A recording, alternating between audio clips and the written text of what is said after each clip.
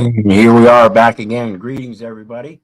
Keith here. Hoping everybody's having a good day, enjoying life, living life, loving life. And greetings, Nubs. Welcome again. Thanks for joining me. If you're there, What's up, brother? hey, That hey, was hey. Appalachia, wasn't it?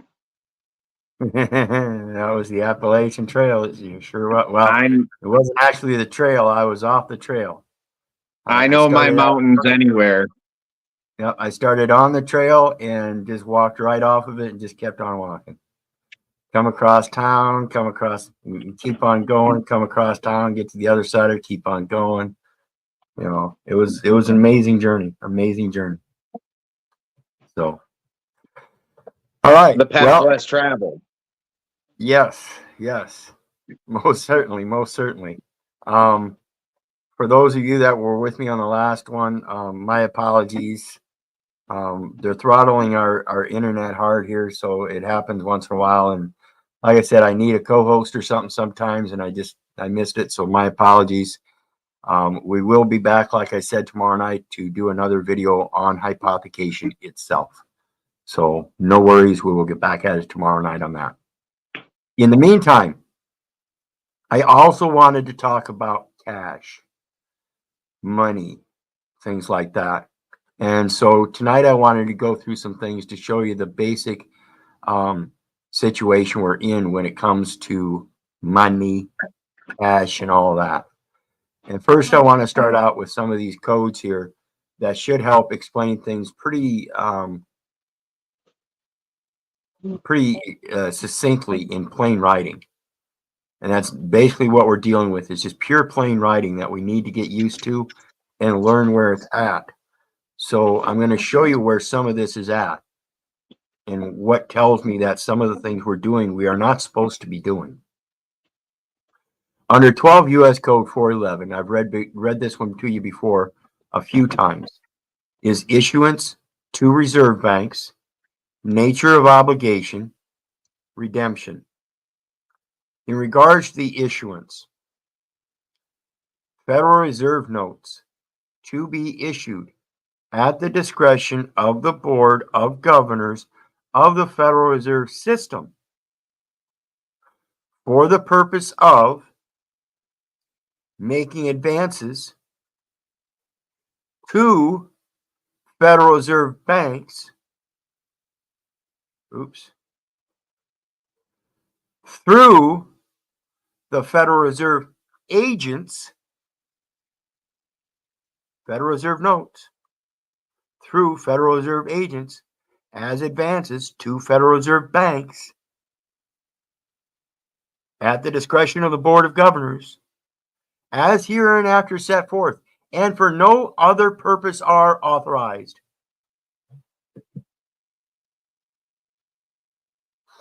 When you go to the bank and you cash a check and they give you Federal Reserve notes, you are involved in a fraud. You are not a Federal Reserve agent. You are not on your way to another Federal Reserve bank within the Federal Reserve System as an officer or agent in order to give that advance to another Federal Reserve Bank agent.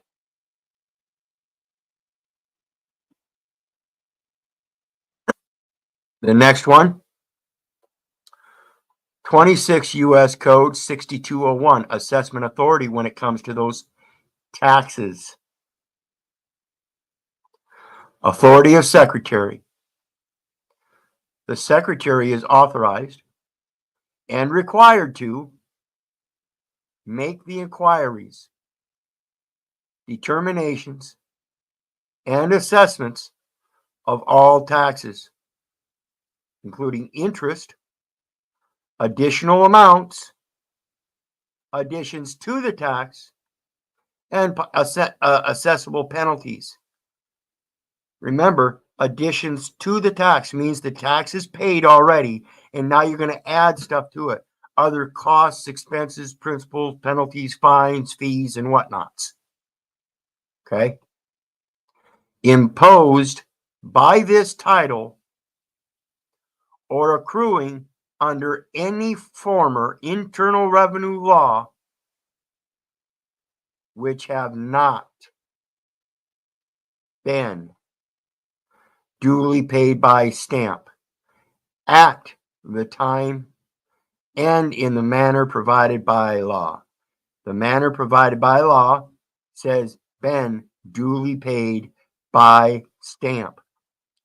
Nowhere else will you find that it says that you're supposed to pay your taxes, your income taxes, or any tax by Federal Reserve notes, because they are not for the purpose of paying income taxes.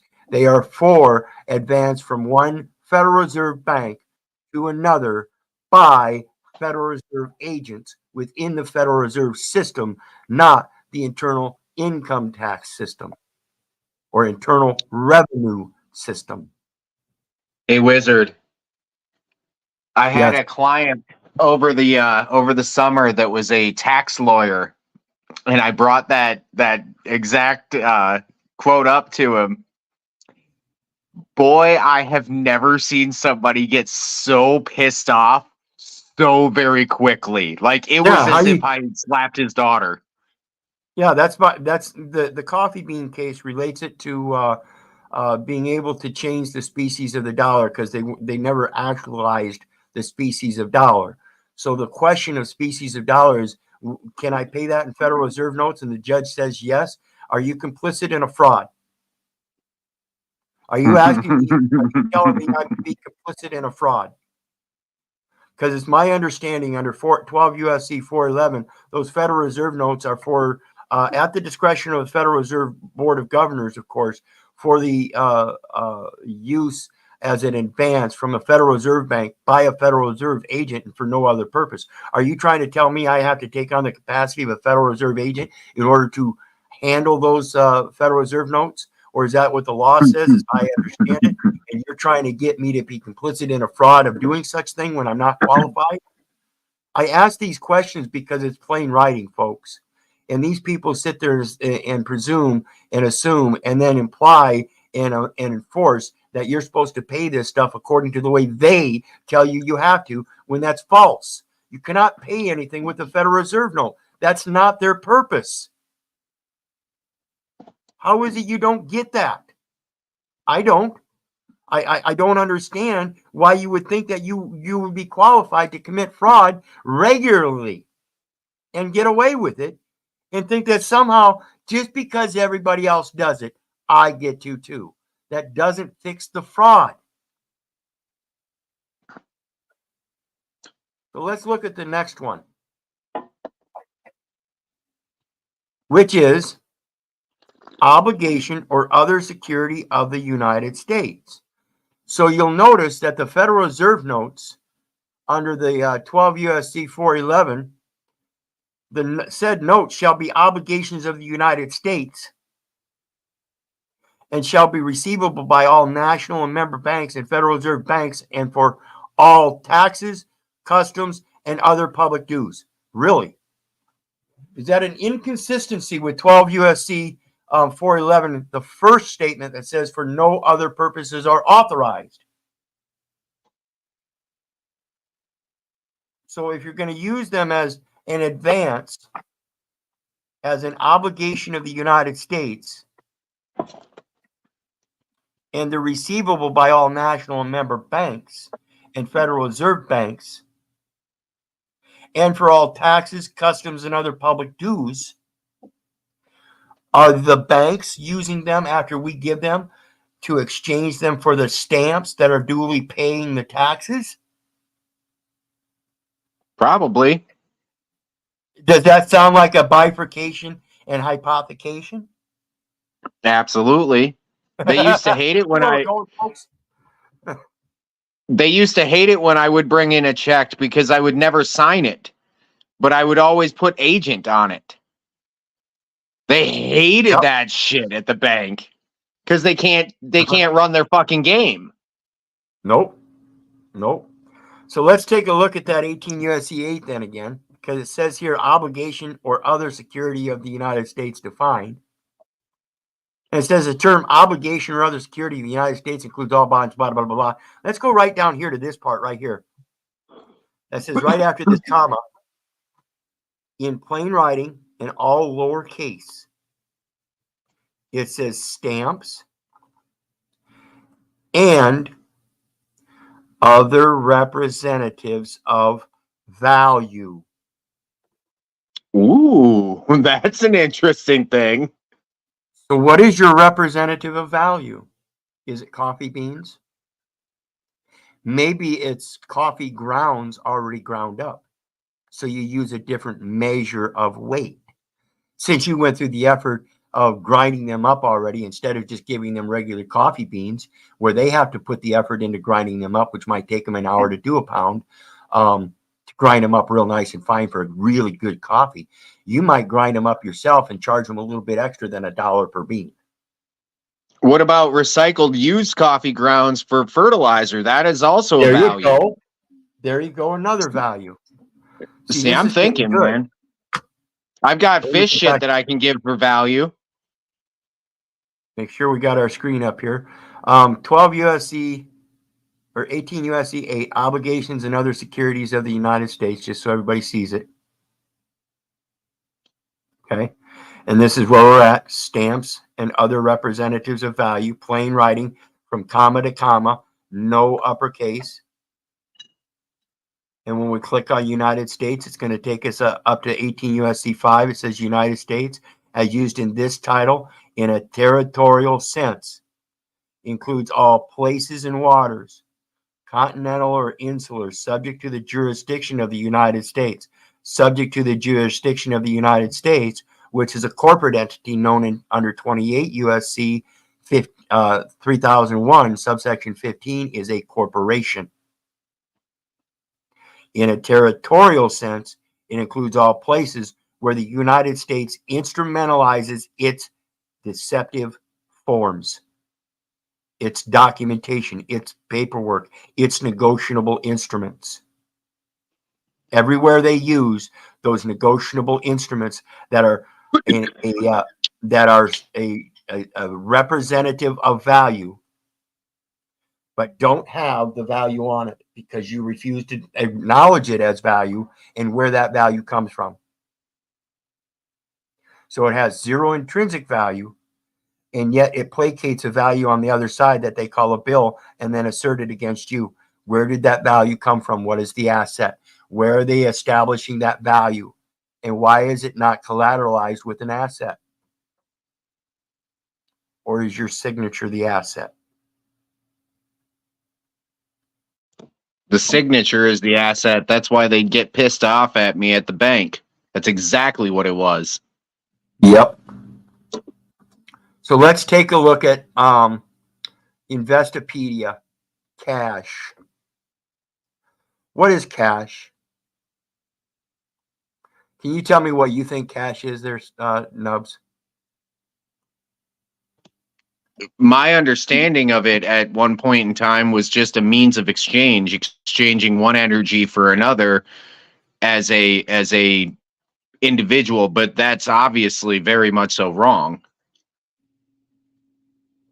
Well, you guys have heard me say, coin your words or purse your lips.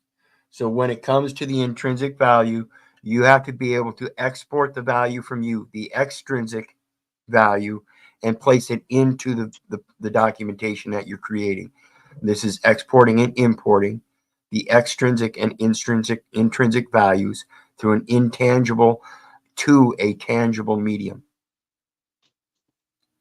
So when we look at what we're doing, and we're doing it without placing value in it ourselves, there is going to be a value placed into that because there are efforts being put forth to create the documentation, fill out that documentation, and then act upon it afterwards.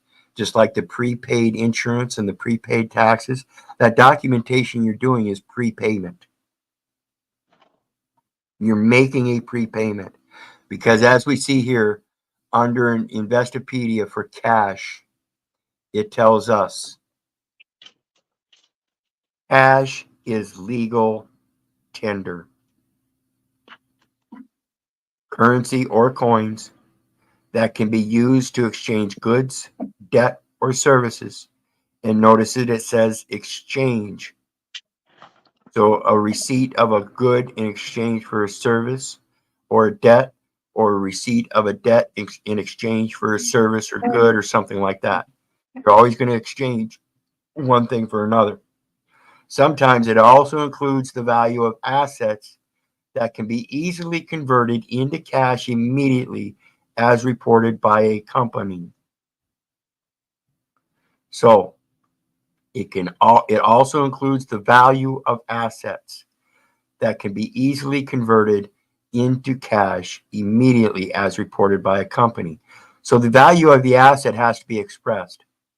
And you can't just make a oral assessment and have it be set. It has to be put in writing. For it to be cash, it has to be in writing. It has to be documented. That document itself is the legal tender as a negotiable instrument. And you get to put your negotiations on it, claiming the value of the assets that you want collateralized. And this is your money system today.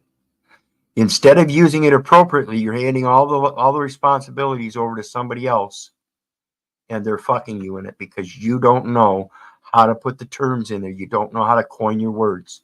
And instead of pursing your lips, you keep signing documents and giving them all kinds of false data elements. Every document you sign is cash. You can negotiate it for as a matter of legally tendering the proper intrinsic values. Cash is also known as money. So again, it's confirming what I just said. Cash, money are the same thing in physical form. Cash is also known as money in physical form. Therefore, it can't just be oral. It's got to be written down.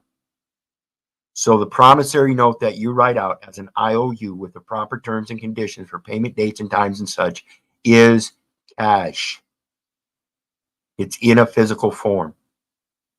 Cash in a corporate setting usually includes bank accounts and marketable securities, such as government bonds and bankers' acceptances. When you offer an international bill of exchange and it's an honorable instrument and they refuse to accept it, that's their dishonor that I was speaking of earlier in the bifurcation video. When you know what you're doing and you offer cash as legal tender and a negotiable instrument, and the negotiations are clear and honorable, and they refuse to accept it, that is dishonoring. When you correct theirs and they don't accept it, that too is dishonor of an instrument offered in honor, showing bad faith on the face of it. If you find a document and you amend it and they accept it, then they honored it in good faith. That's the importance of knowing what good faith is right from the start and knowing how to correct things right from the start. Although cash typically refers to money in hand, the term can also be used to indicate money in banking accounts, checks, or other form of currency that is easily accessible and can be quickly turned into physical cash, such as a promissory note.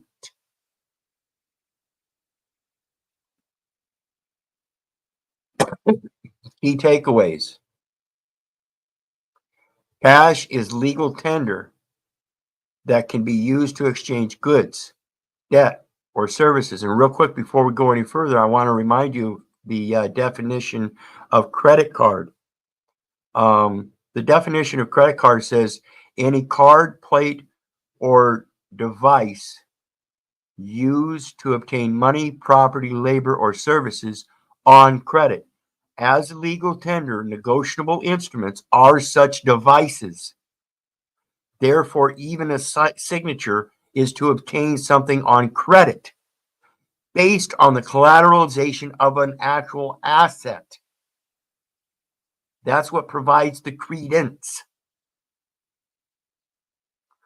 The term cash can sometimes also include the value of assets that can be converted into cash immediately. So I have this 65 Ford Mustang valued at $75,000. I want to go to the bank and get a $25,000 loan. I can put the car up as collateral for that $25,000. If I know what I'm doing, they will process that promissory note and do as I direct as soon as they get the credit in form of a check. Because I'm purchasing something on credit. I'm using the credit window. That's that drawing window where they get to go up and present the promissory note with your name and operate as the transfer agent and get paid a percentage of that transaction for their trustee position and pass those credits on to the person that they're directed to pass it on to.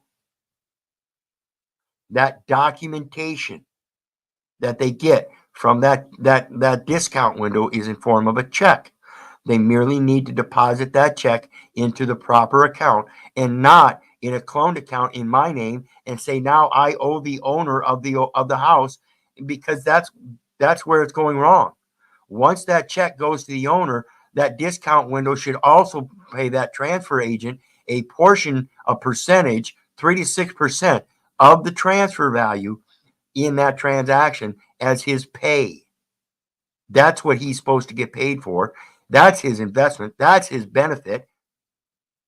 He's not supposed to be taking the check and creating a cloned account, depositing it in the bank so everybody can have a heyday with it, and then turn around and sell the promissory note so everybody can have a heyday with it, and then turn around and tell you that you still owe for the house. Understand how this stuff works, and you can fix it. They need a little truth in lending. Absolutely. Regulation Z. We'll be talking about that someday too, because that's the whole breakdown of it. Enumeration at birth provides that there's a springing trust, the burial trust that I told you about, and that the legal establishment is founded, and now a legal name can be entrusted as trustee in those lending transactions. That's a false credit term. You are automatically in violation of Regulation Z by listing it as a legal trustee, not allowed to accept the benefit, but only use it as an investment. Wizard, did I ever tell you I used to sell mortgage? Yep, used to sell mortgage. You know when my last day was? You fucking bastard. You know when my last day was? The day I read Truth in Lending. Oh, yeah. I can imagine. That is fucking done. So if this is why I say my mom could not have possibly read the Social Security Act, because if she had, she'd have seen the fault in her adopting me and my two younger sisters to begin with. She'd have seen that it was all for a Title 4D contract for insurance purposes, and that she was the one that was subrogated in that insurance by, again, being one that had to take upon a Social Security accounting for a probated estate that she had no idea existed. It's fucking amazing. Yes, Truth in Lending Act, Regulation Z. Read that whole thing. If you have any loans or anything, read the whole fucking thing. You should have read it before you fucking signed the damn document. I got a buddy that he went and got a car loan, and they had some fine printing on there, so he put it into his scanner, pulled it up into his Windocs, edited the fine printing to his benefit, printed it up, signed it, took it back. They accepted without reading their fine print that he replaced, he amended. And they didn't read the fine print. And in the amendment, he claimed principal party, he claimed the promissory note, this and that, and they had to give it all, car and everything. They had to accept it for that 6% transaction fee for going to the federal discount window and getting a check. Now, he used the correct instrument to obtain it on credit. They got a check on credit and were planning on depositing it in their account and then demanding him to make payments that he couldn't pay. And here, sign these insurance papers. We already paid the taxes and that part's done, but now we're going to switch the transaction to a insurance, and you're going to pay an insurance installment and take over the insurance agreement instead. Well, Wizard, did I ever tell you about my little bank situation? So I don't think I have the full story. Long story short, when I opened the bank account, it was a business account. We used a BIN instead of a SSN. So there was no SSN whatsoever. I did not use a social security card or a social security number.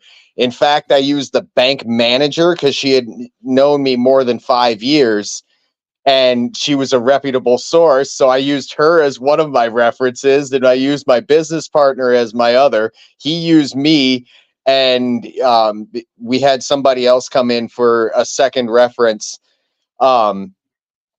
But long story short, the contract was purchased by another bank. Well, my contract was amended. I looked at their contract. I said, yep, that doesn't benefit me. Gone. And then I had the bank manager sign it and accept it. Yeah. So Because if you find anything that's going to be detrimental, then all you got to do I have is the right to contract. sign on a veto of that insurance agreement. I'm sorry, as far as I comprehend, the law states that when this transaction is final, the asset is mine and it is no longer collateralized. That promissory note is used to receive the credits from a discount window. And instead of placing that check in the proper hands, they kept it, sold the promissory note, so they made profit off of both of those full extent instead of Front the end 6% and back end. that check transaction. Yep, front end and back end. That's why, like I was saying, when I would sign agent, they couldn't do that. They couldn't do that whatsoever. And I was putting business checks in. So, I mean, we're talking 10 and 20, 30 grand checks. They were hurting on those ones. Like, they got rid of that account. They did us dirty. And I could probably go back and, sure, it's probably not worth it with the statute of limitations and everything like that. But they did dirty contracts, and it taught me some shit about contracting. And also how to put the liability on the banker if they don't follow the law, letting them know, hey, these are all legit, legal, lawful things. And if you don't want to do business, you don't have that choice. You are an extension of the Federal Reserve. You are a public entity. I don't care where your paycheck comes from. You're a fucking public entity. And you have to oblige by my contract because you offered me something. I offered you something of same value or similar. And a contract's a contract. You don't get to tell me yay, nay, or maybe say. Right. You get to negotiate your contracts. And like Nub said, if it's not beneficial to you, you get to strike it out. Contracts are equal consideration and equal benefit. And if detriment come, it's to be shared by all parties. Yep. So let's get back to it. Cash in its physical form is the simplest, most broadly accepted, and reliable form of payment, which is why many businesses only accept cash. The problem here is that most people think that cash is Federal Reserve notes and nothing.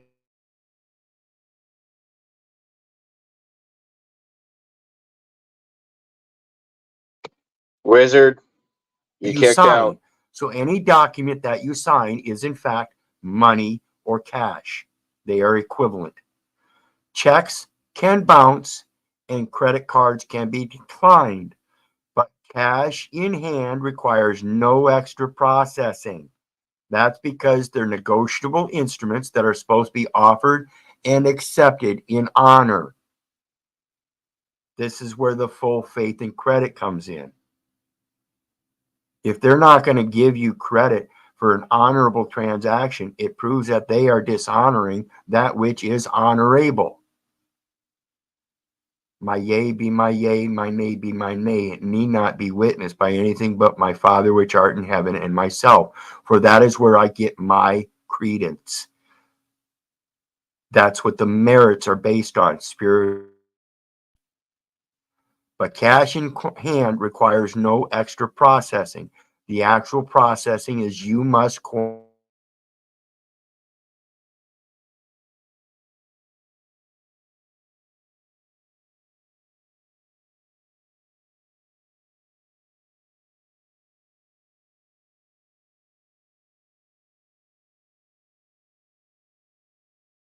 You faded out, Wizard.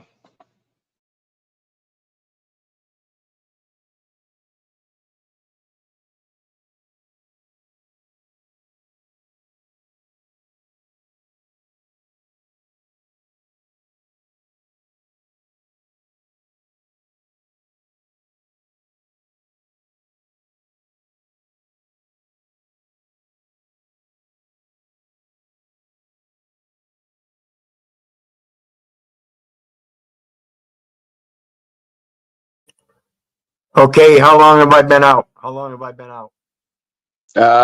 Probably about 5 minutes or so. All right. Maybe 3. Let me get here. Let me get here. We were talking about cash. And as I guess cash, that's the whole. right, as cash has been used for as long as goods and services have been traded. Cash in its physical form is simplest, most broadly accepted and reliable form of payment, which is why many businesses only accept cash. However, the problem is that most businesses think that Federal Reserve notes are the only form of cash. As we're seeing here, cash itself is legal tender, which is known as negotiable instruments, and instruments are the things that you sign. So anything that you sign is actually cash. It is the paper network, it's the definitive paper form where the intrinsic and extrinsic values are expressed. Checks can bounce and credit cards can be declined, but cash in hand requires no processing. This is where I'm telling you, if you don't know how to coin your words, then you should purse your lips, because the processing is the cashing. You are putting your extrinsic value onto the document or in the document. Now it has intrinsic value and it is clearly expressed. You've got to know how to do this.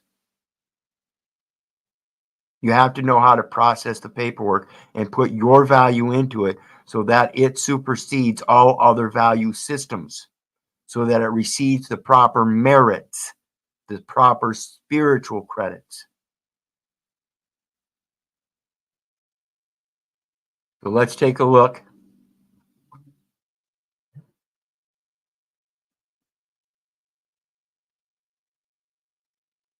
However, That's the trick with all this, isn't it? well, yeah, it's a matter of knowing the documents before you, and this is why I keep telling everybody, you've got to unlearn everything you've learned and relearn concise English, because they've taught you all wrong. And then No, what I'm saying, what I'm saying is the legal and lawful and money and all that thing, those are all things of the spirit, right? The straw man per se, the apparition, the ghost. Like they've tricked us through and through. You know, your faith and you're like all of these things don't mean what you think they mean at all. Right. And when you can operate that personal image in such a short period of time that it's hardly ever seen, like I'm saying, when you do those promissory notes, they're not supposed to sit out there for 30 years. You're supposed to be closing in 30 days. It's a 30-day contract situation where you set up the contract, finalize everything, because there should be nothing more. If they honor your word in full faith and credit, then they should accept the true credit and allow you payment in the future if it becomes available. Otherwise, everything is based on credit. Right. However, it's become less common for people to carry cash with them due to the increasing dependability and convenience of the electronic banking and payment systems. Now, when we're talking about this electronic payment system, we're talking about the digital dollar, folks. And I'm telling you to calm down. They cannot get rid of cash or money. These are the negotiable instruments that they use daily, and that is the true form of currency. You have to be able to negotiate. If we come to a society where there's no longer any negotiations, I guarantee you it's going to be a socialist, Marxist kind of society where you have no negotiations. The state does own everything, and you will be happy about it. You think? So, Well, that sounds rather utopian. oh yeah, doesn't it? Doesn't it? Is our Kaiser going to be Talcott?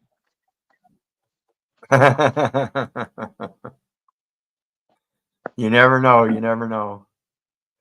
In finance and bank, go ahead. No, I was just going to say we've all seen that movie, like where everything's back. I mean, that would be what that euphoria would be. Be one hell of a trip. Get me out of that one. Anyway, Yeah. sorry.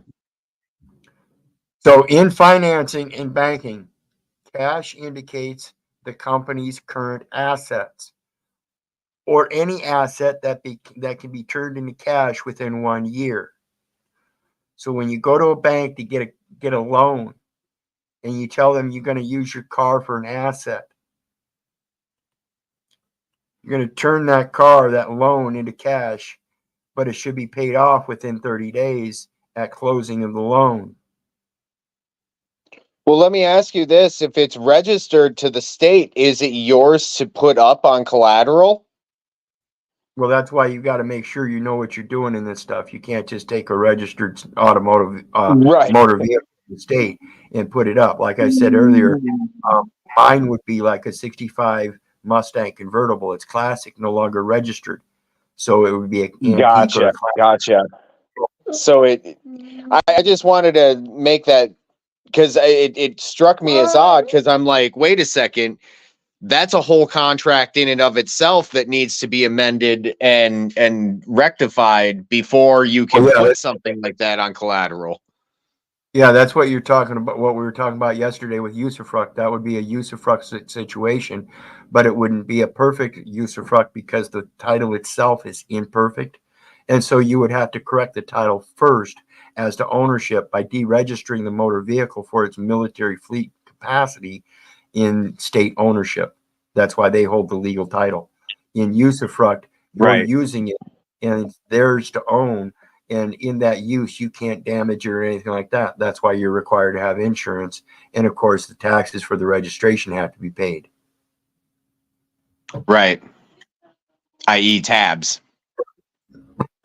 Yep. They're just keeping tabs on you. So in financing and banking, cash indicates the company's current assets. So again, when you go to the bank and you operate for, or you request a loan and you're going to use that automobile as an asset, that indicates that the request itself should indicate that asset or whatever you're basing your need for a loan to be collateralized, or any asset that can be turned into cash within 1 year. So say you got an art painting that's worth a couple $100,000 and you need $50,000. They're likely going to be willing to do that because in that loan they're going to say, well, we're going to have you put that painting up as full collateral, so that if you default on this $50,000 loan, we get the full $400,000 painting. That's false. You can't do that. They can only get that painting so that they can then sell it for recouping their loss, and then the surplus value is supposed to go back to you. Same thing with these foreclosures. If they have a house, is that why they set up the auction system the way they do, so it screws over the people, like almost as a punishment? Because that way they're taking a loss. Right. So that way they're not taking a surplus, because if there's a surplus, say they foreclose on a house, and you got a $200,000 home, they foreclosed on it for $150,000, or excuse me, you paid $150,000, so they foreclosed on it for the $50,000. They took that $200,000 home. They sell it for $150,000. They keep the $50,000, and there's a surplus of $100,000 that nobody claims, and it sits there in a coffer. So that $100,000 surplus value is actually supposed to go back to the guy that owed him $50,000 because he had that an equity. That's the equity that's nobody's claiming. So when you go into foreclosure, all you got to do is help them understand that you're claiming the equity, and all of a sudden they no longer want to foreclose because now it's not a good deal for them. Because they know that that value in that house is still going to go up. And if you happen to pass away without leaving a proper trust, that property will revert back to county property. Wait a second. You might have helped. I'm going to rewatch this. I'm going to rewatch this one right here for this comment here that you just made. Well, it's important to remove that legal title from them. If you don't do that, collapse that that public trust holding that legal title, they will always have entry and control. So that when you pass away and it's not put in a trust to execute upon the estate being testated, then there's no testated will. So the state is there with abandoned property in their territory that nobody's got a claim on. So they claim it as abandoned property because they've got a legal title to it that they don't know what happened to the owner. Right. Are you, just out of your experience, have you ever seen somebody that was successful in that process in the city? I've got a gal, Jennifer, that's on my Wyrd Warrior site. She does land patents. Okay. So it's through the land patent. Okay. Yeah, on the contact page, just go down the contacts and you'll see where I list people that I'm willing to support on my site, and I put all their different sites and everything up there. Some of them have 2 or 3 sites, but I believe it's Jennifer, and you'll see Jennifer Land Patent Citus. Okay. Great site, great information. Check her out. Yeah, I know land patents. Just out of curiosity, they have programs, CCRPs or something like that, where it's conservation for land. Can you do that kind of stuff on those? Absolutely. With those land patents? Absolutely. I speak about this all the time, particularly in places like Arizona where you got desert area. You can come in, buy some kind of natural watershed somewhere and extend the watershed further into the desert. They even have federal grants for reclamation desert land. I'm thinking about it in. Why not? They have them all over. Military easement that protects for the wildlife and fisheries, and your place there as a private steward, working in commission with the National Forestry and Wildlife Conservation Commission, in unison with the United States. Who could claim that you're an enemy when you're trying to replenish the land as the script says? Right. That's that, and they aren't cheap. Perfect. And I have to agree with Paul that it's designed for people that that can't govern themselves, so that they can't provide for these wildlife and fisheries things that people can do that can show their self-governing.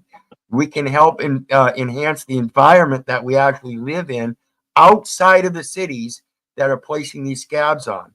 That is our true duty. Come out of her, replenish her. You can't replenish her by trying to tear down the city. It's going to remain.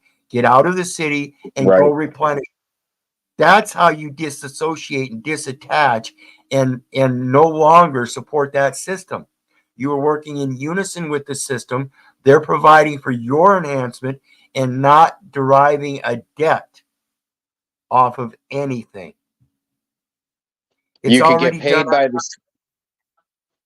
You effectively, you could get paid by the forestry department, and then you could put on like campground and do a private, do it all in private. And remember, as we're speaking, the payment is merely the paperwork that allows for the transfer of credits. That's it. Learn how to negotiate them. And they've got them all set up already. They show you the contract terms and conditions that you can use. And if it's not beneficial for you, line item veto, put in one that is. It's called negotiations for a reason. You must learn it.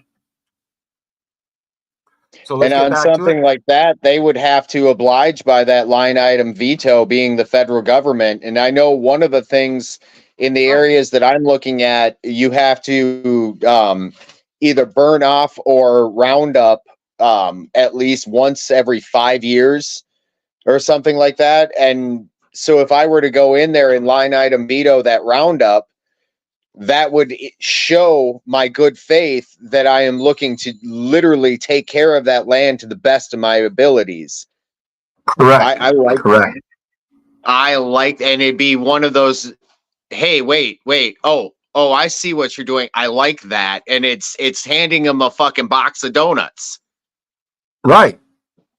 You're sharing the excess by letting them know that there's excess that we can't really use. So let's Right. put it back in funding for next year's grant. This is what they're supposed to be Right. doing on the local community levels.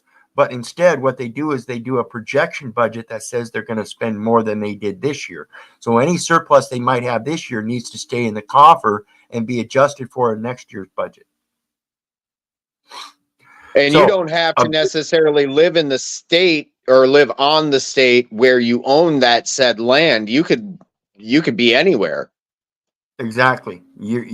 As long as you The land is just merely the property of the person, and nobody's supposed to know where the person is. The person is held in right. escrow somewhere else. Right. And so you disassociate the two.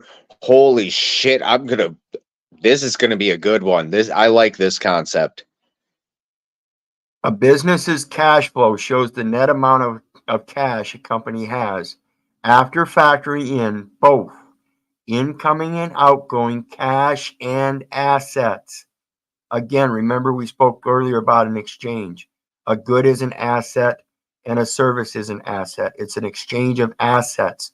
The cash is the paperwork of those assets being collateralized in exchanges and can be a good resource for potential investors.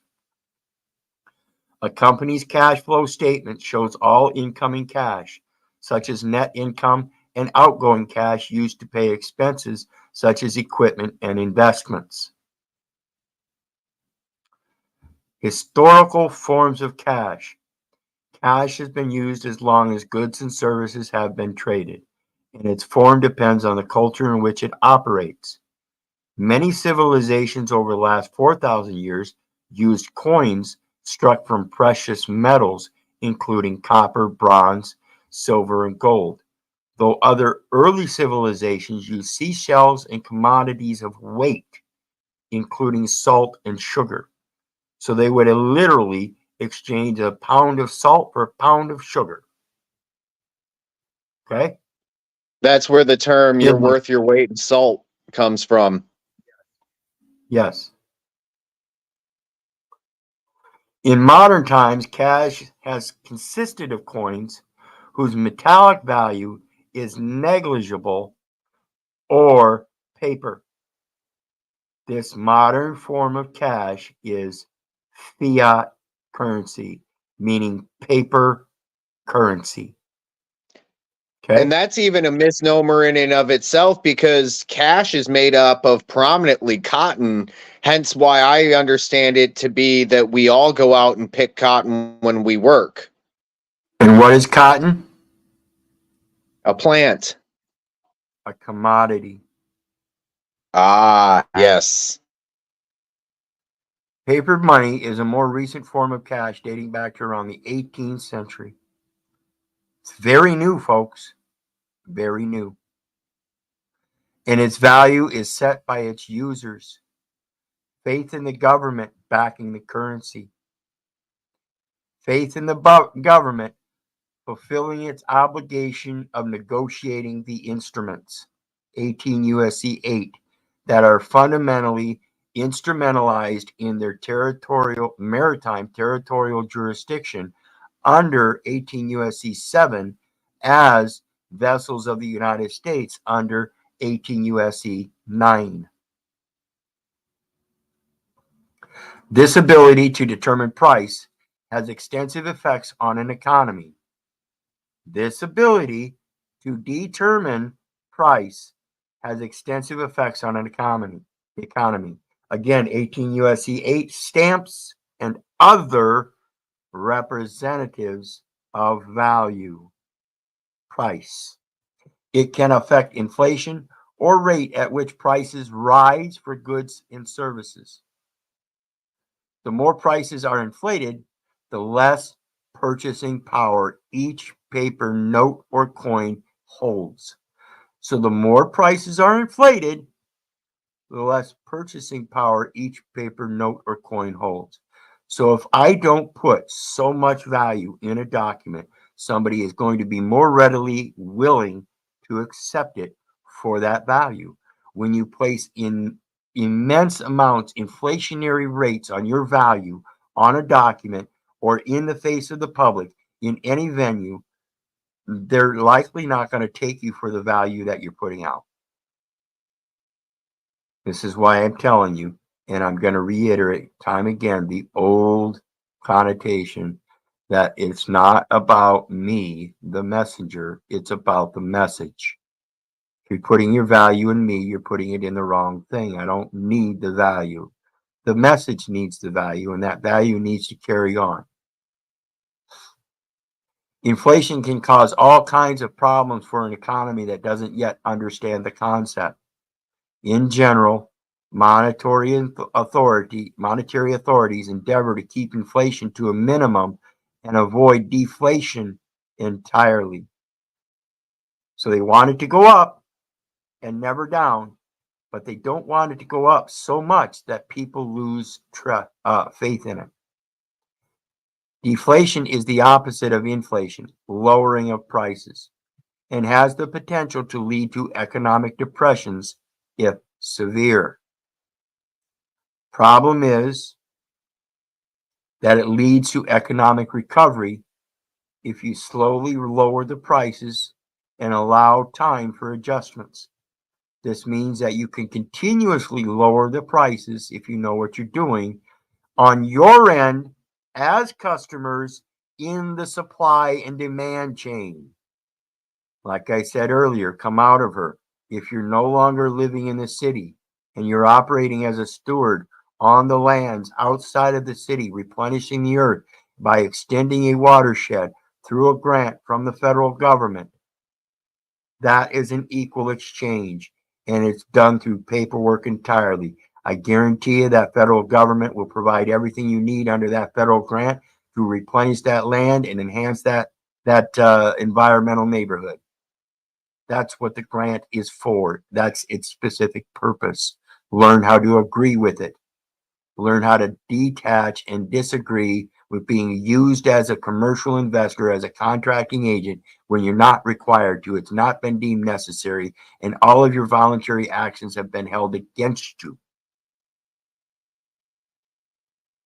Checks, debit cards, credit cards, online banking, and smartphone payment technology have decreased the need for people to carry cash in any form. Again, however, let me remind you, a credit device is anything used to obtain money, property, labor, or services on credit. So even this laptop, when you enter in a debit card that specifically is a MasterCard or Visa card that is supposed to be used or treated as credit, how come the receipts, no matter where you get them, all say U.S. debit? Checks, debit cards, credit cards, online banking, and smartphone payment technology have decreased the need for people to carry cash in any form. When you pay something in cash, it doesn't say U.S. debit. It says cash tendered.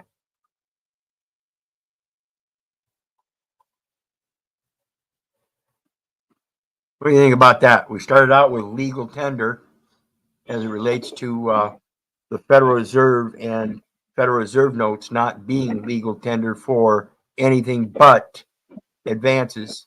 And then it says under obligations of the United States that they can be used to pay taxes when taxes are duly paid by stamp. And that's the only place it says that you can pay taxes with Federal Reserve notes. After it says that it's for advances from Federal Reserve banks by agents and for no other purposes. So if you're using them as an agent to pay taxes, then it's the agent that's supposed to pay taxes, not me. And again, they're handing them to me to prepay or to pay taxes that are supposed to be duly paid by stamp. See how confusing and inconsistent these laws are, folks? So let's take a look at the last one here. Excuse me. I've got one more to read, but that comes from LIIWEX. But the one for Investopedia tonight we're going to look at is fiat money versus legal tender. What's the difference? Like I said, fiat money is the paper money versus legal tender. What's the difference? They're both paper money. Okay. Fiat money does not have any intrinsic value.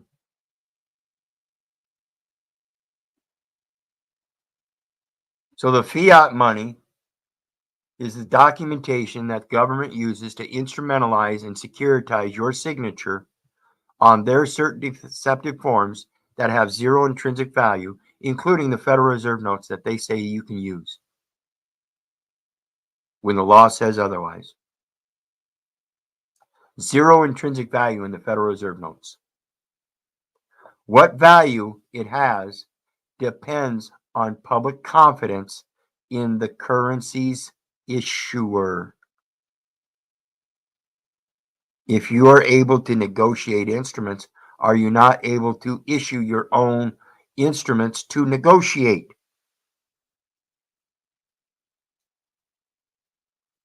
If you're allowed to issue your own promissory note, then you're allowed to issue any promise in any negotiation. You just have to know how to make the promise. You have to know that you're obtaining money, property, labor, or services on credit. And the promise is that when you have a valid way of paying by actual asset, instead of having it collateralized, then you would gladly exchange asset for asset. So when you realize that the exchange is an asset for an asset, and that asset can be a service, you can go out and learn how to barter and trade and not have to deal with any of their fiat money. You can use your own private money, which is your own paperwork, which is your own negotiable agreements in private, giving equal consideration and equal benefit to you and the party that you're dealing with, and not with and without a third party intervener for prepaid taxes and prepaid insurances to make sure that you're competent to do such. You have no proof that I'm not competent, so stay the fuck out of my business. Simple as that. This is what they push at the hospital at enumeration at birth, that you have to do this. The fuck I do. Don't have to do nothing. You give me that document, if I want to negotiate it, I will. If I don't, I have to prove that you offered it in dishonor. Tell you what, why don't you explain me the legal foundation in the springing trust? Oh, you don't know? See, that's what you're going to get. Can you tell me the legal establishment that this makes and the springing trust that comes forth from this enumeration at birth? Wherein my wife went into the hospital and registered to give birth? Because if you can't, I will, and that'll dismiss your claim of requirement for enumeration at birth. Because what it does is provides a legal establishment for a presumption of the facts in those administrative courts. I'm not part of your administration. That's the First Amendment, freedom of association. I cannot comply because he is a respecter of no persons, and you're telling me I have to act as the person, and that means I have to lose his respect. Not gonna do it. You want the person? Here's where it is. Quit accosting and assaulting and affronting and harassing me. Again, the individual's name and number identify the record. That is the person you are looking for, not me. I'm the living soul. I'm the one where the spiritual credits come from. I'm the one that has the merits. Period. So, again, that fiat currency issued by a military corporation is a military issue. Legal tender is any currency declared legal by a government. Are negotiable instruments legal? Yes. Does it state what form that negotiation has to be in? It does. It, in fact, says that you can make oral statements. So if I happen to be illiterate and can't read and write, I can make an oral statement as to my promise, and they can write it down through their own court brain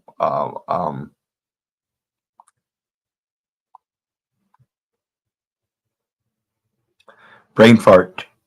What is the court stenographer? So you can have your own court stenographer write it down shorthand and then provide the transcript of it just like you would in any other matter. So I do not need to write it down. I can speak it orally and have them verbally write it down. That's the verbality. That's the verbal part of it, the action of it. My action in it, in equal consideration, is oral in a verbal sense, and theirs is literal in that oral communication. They're the ones that are supposed to transcribe it in literature.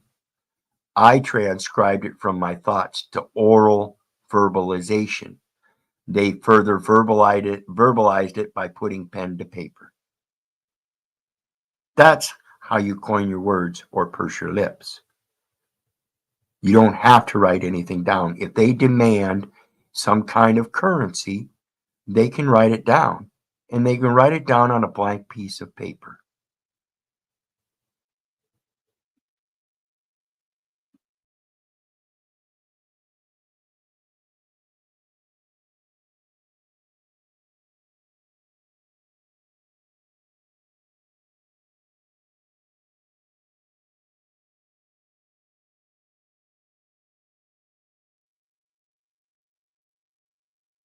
My yay is my yay, my nay is my nay. So let's take a look again.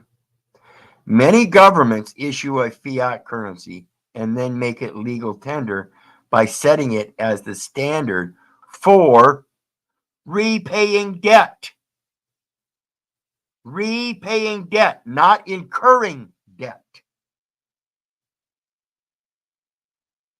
Fiat money has no intrinsic value, while legal tender is any currency declared legal by a government. So, like I said earlier, their fiat money has no intrinsic value, but a contract that has collateral value statements in it as it relates to the asset that it is allotted to is legal tender. You are negotiating the terms of the backing of your asset in good faith. And if they don't accept it as a bankrupt corporation against somebody that is obviously making a very honorable instrument, because it is in fact backed by an asset, if the terms on that contract are legit, then they have to accept it. This again goes to that banker's acceptance. They can't just deny it because they don't want to.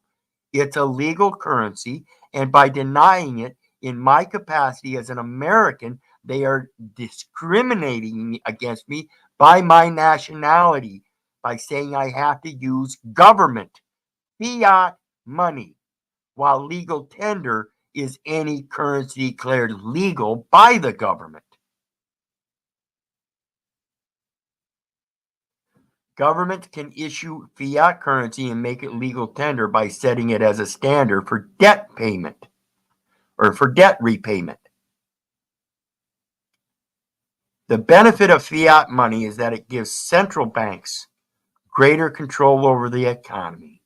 So again, when you learn to exit the central banking system, guess where that control over the economy goes? To those that are crying out for the supply by demanding it. When you learn to quit demanding it, you will find out how you have control over the economy and you automatically acquire what you need. That which is truly beneficial for you. But governments can print too much money and create hyperinflation. So when they want to debase the US dollar, as I spoke of earlier, they can do so by printing up excess Federal Reserve notes and instituting them into circulation as fiat money. The US dollar is both fiat money and legal tender. Fiat money is not backed by physical commodities such as gold. Instead, it is government-backed. Full faith and credit. Therefore, if it's government-backed by a bankrupt institution that is giving full faith and credit, then the equal exchange, again, is full faith and credit. Not assets, not promissory notes, but full faith and credit directives that are based upon your promise to pay in the future. When you become soluble, then I will do the same. Until then, you can't demand me to make a payment while you're bankrupt.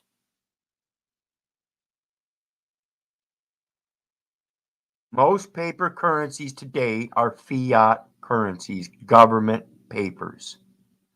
Fiat money value is based on the relationship between supply and demand. As long as you keep putting value into the Federal Reserve notes, which have zero extrinsic value, you're putting all of that intrinsic value in them when there is nothing backing them. You're putting all that value into the government. Where's your value? Again, where is your spiritual credence? When you learn how to put that into that document, now it has value. Fiat holds value because of people's faith in that nation's currency. In the past, governments minted coins or paper money tied to the value of a physical commodity, which could then be redeemed for a set amount of that commodity. Dollar for dollar coffee bean case. That's an example. Species for species. Fiat money cannot be redeemed. It has to be negotiated. The benefit of fiat money is that it gives central banks greater control over the economy. Again, quit using their fiat money and learn how to issue your own legal tender as legal currency, or your own currency through legal tender by learning how to tender negotiable legalities as they can control how much money is printed. See, when you learn how to put the information or the value into the document, it prevents them from printing up that fiat money, Federal Reserve notes. Inflation may occur when a government creates too much fiat currency, and the money supply increases too rapidly as a result. Governments printing too much money can create hyperinflation.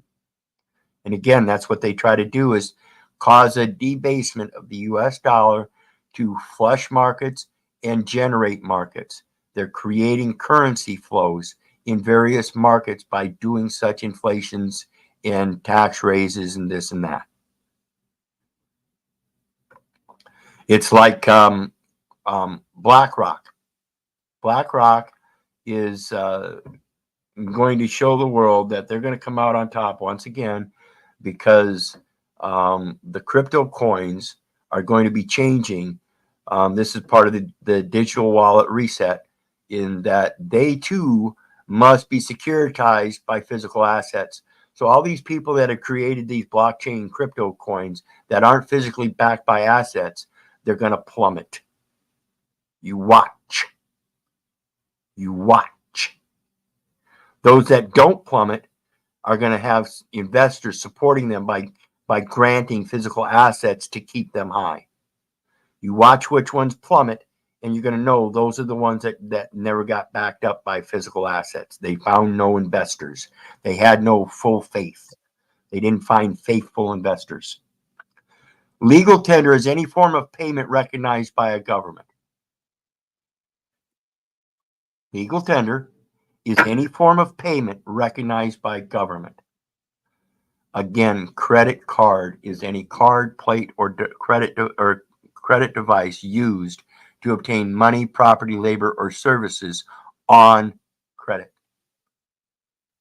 Not with That's money. the whole point of the fucking license plate, isn't it? Yeah, it's got a tax tag on there. What do you think that No. registration sticker? Even simpler than that. You get pulled over, they use your plate number. Yeah, and that registration sticker on there tells them the taxes are prepaid.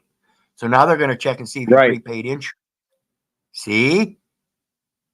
They're going to make sure everything's prepaid before they go contracting. License, registration, and insurance, please. They want to make sure that you're an officer that's allowed to contract.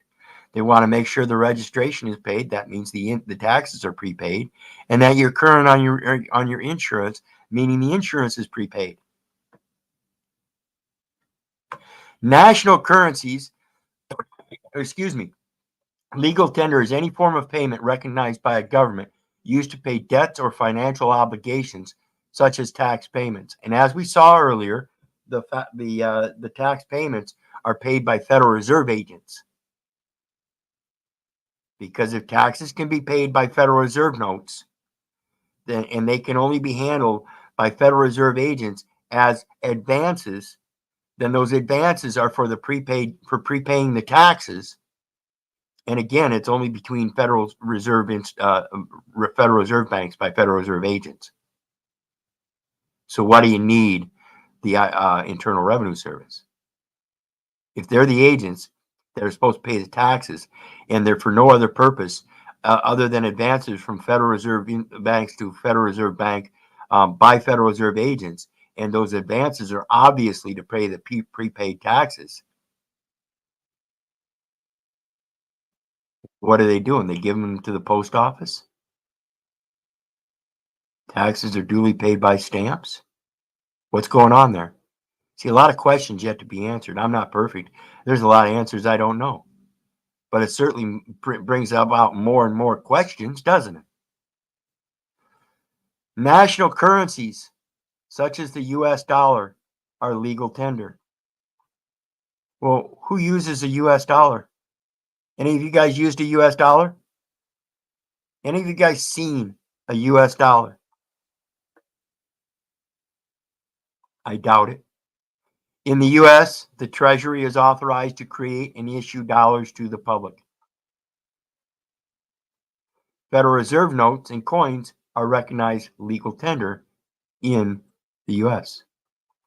Laws ensure nothing other than official legal tender gains enough traction to be used as money in the economy.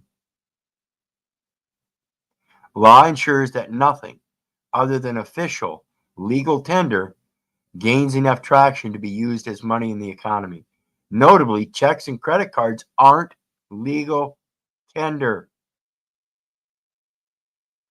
Notably, checks and credit cards aren't legal tender. Rather, they are money substitutes. Money substitutes, huh? Like Splenda.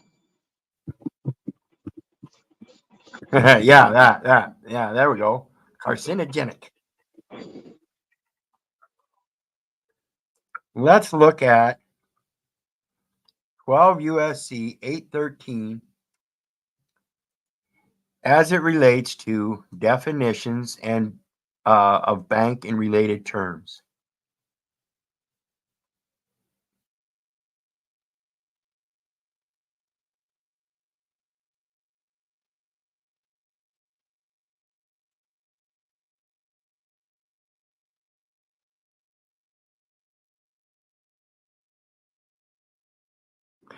Deposit. The term deposit means the unpaid balance of money or its equivalent. Money or its equivalent, rather, they are money substitutes. In other words, you can substitute credit cards and checks for money, which would mean they are equivalents. Okay? So, the term deposit means the unpaid balance of money, checks, or credit cards received, and that's unpaid balance because we have no way to pay. So we're using a credit card as a credit device to obtain money, property, labor, or services on credit. Okay?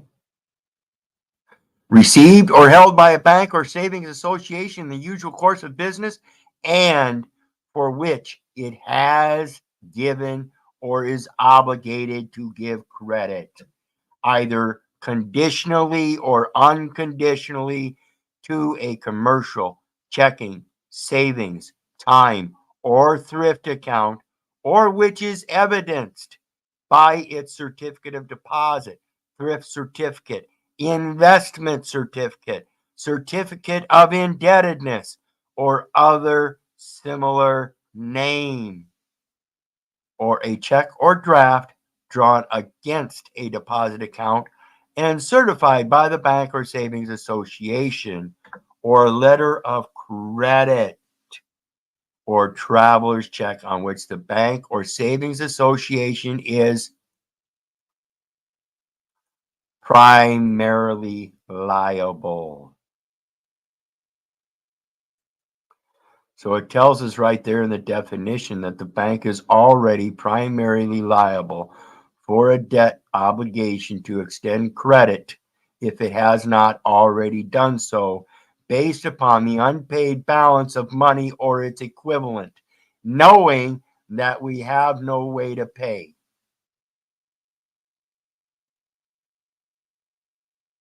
What do you think, Nubs? Sound like bifurcation, hypothecation, and all that indoctrination propaganda through the public education encampment? Yep. Yep. I urge you people to unlearn what you've learned and relearn concise English and go back and read this stuff again. This stuff is so far off from reality, it's pathetic. Speaking of so far off of reality, Charlie Brown's doing better. Let's see him. Nice, nice. Looking healthy and full. And You clip him at all? Oh, those are starts from him. So you did clip him. yep. I've got 4 pineapples growing now. And then I found I have some flowers. Nice. And I've got ginger. Oh, cool. And then I'm going to get some turmeric. So I'll have turmeric and ginger fresh available at any given time. Yep. What about mushrooms? You ever gonna get around to doing mushrooms? They are easy, brother. Just a nice, cool, damp place. The best way to do it is an underground cellar. Here's the thing. I have the room. Holy shit, the lights just went out. Damn timer. So I have the room underneath my grow beds that I should be able to do mushrooms. And it's definitely got the humidity in the room just because of all the water. I mean, I'm pushing probably 800 to 1,000 gallons of water in my basement at any given time. But if I get the system, the aeration system and the pump system working correctly, which I've been working on for quite a while, just coming up with the ideas in my head. And I'm pretty sure that I should have that wrapped up by the end of the beginning of spring or winter here. So it's functional throughout winter. If that works out, then I'll be able to do it. If it doesn't work out, then I'll probably need the space for some other piping of some sort to figure out all that. But to me, I look at it, you know, Paul and I were talking about, you know, the value of stuff and everything like that. And, you know, if I'm able to make power and buy mining equipment, etc., that could be a very, very valuable asset, because the power that those computers consume is serious. And all I'd be doing is going back to old mining technology and revamping it a little bit, and bam, we have a whole new mine set up. Yeah. It's literally, folks, and I'm not going to get into it deeper because it's not the topic, but it's literally your health. You have to get back to your health, and that will help your own symbiotic system work symbiotically like it's supposed to. Yes, your heart is going to start melding with your mind, and vice versa. So anyway, that's what we've got for tonight. Again, sorry about my video earlier. I will be back tomorrow night with another video on specifically hypothecation to explain that further.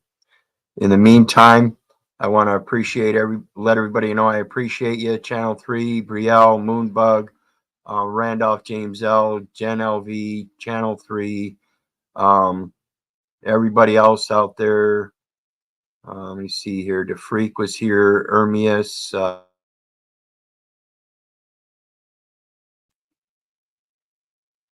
Sam Gold, Aaron, Travis, everybody, I appreciate you kindly.